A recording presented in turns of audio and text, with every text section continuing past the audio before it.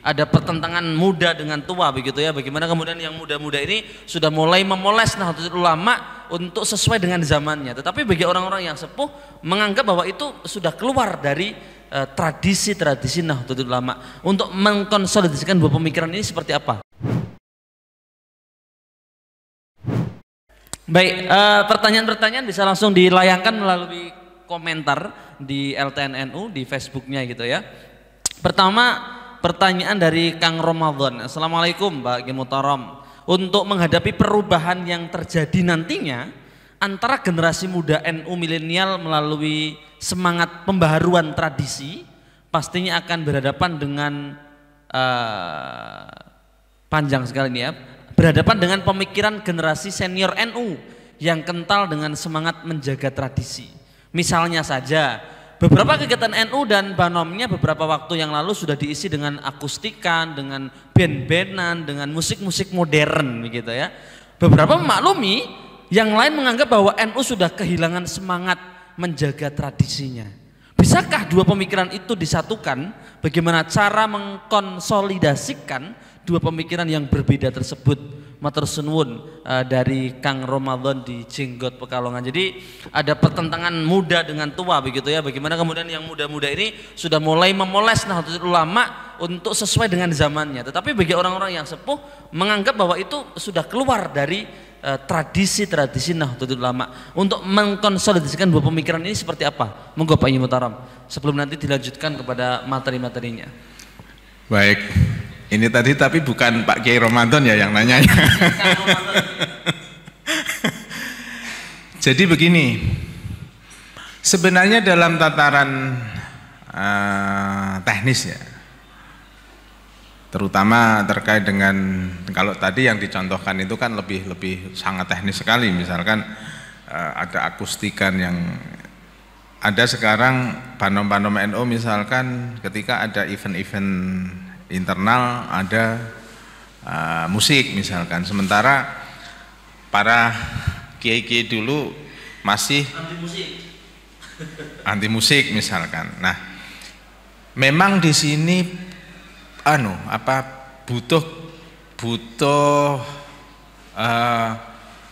pinternya mengolah atau metode. Dalam hal ini tentu metode untuk menggelorakan atau mendakwahkan tadi NU dari sisi nidham maupun dari sisi manhaj tadi ya. Bahwa kemudian di situ ada hal-hal atau instrumen-instrumen yang dipakai terkadang menyelisihi atau berbeda dengan yang digunakan oleh para sepuh-sepuh dulu, itu adalah hal yang tidak bisa dihindari. Kenapa tidak bisa dihindari? Satu sisi adalah perkembangan zaman, tetapi bahwa kita kemudian tidak menentang, karena di fikih yang kita anut pun itu menjadi ikhtilaf. Ada yang mengharamkan ya, ada yang membolehkan kalau itu digunakan untuk hal-hal yang untuk instrumen dakwah lah, seperti itu. Maka di sini memang butuh kecerdasan kecerdasan dari para pemimpinnya, pengurusnya ya, sebab bagaimanapun kita juga harus memberikan pemahaman kepada kader-kader kita. Di sisi yang lain kita juga harus tidak ujuk-ujuk langsung membelenggu apa yang menjadi kegemaran dari mereka. Dan itu dulu kan juga metode itu dilakukan oleh para wali ya, termasuk yang paling populer kita dengar adalah Sunan Kalijogo, menggunakan instrumen gending ya, alat-alat musik Jawa saat itu untuk dakwah. Nah, maka di sini adalah mendudukkan masalah pada tempatnya sebenarnya, bahwa ada hal-hal yang memang kita perlu pahamkan, jangan melanggar ya, jangan melanggar garis yang sudah, atau kalau misalkan fikih jangan melanggar hal-hal yang memang sudah diharamkan, misalkan jangan melanggar hal-hal yang memang di agama kita ini tidak boleh. Namun demikian kita harus bisa mencarikan solusi, supaya apa? Supaya instrumen tadi bisa kita gunakan ke hal-hal yang positif. Oke lah, kalau memang masih ada ikhtilaf di situ, ya biasanya kita di kiai-kiai kita itu mengambil kaul-kaul yang paling ringan, ya. Ben oleh piye carane, kan kayak gitu. Maka di sini selama itu masih ada yang memperbolehkan dan itu bisa menjadi bagian dari solusi yang bisa digunakan, media dakwah ya. No problem. Oke.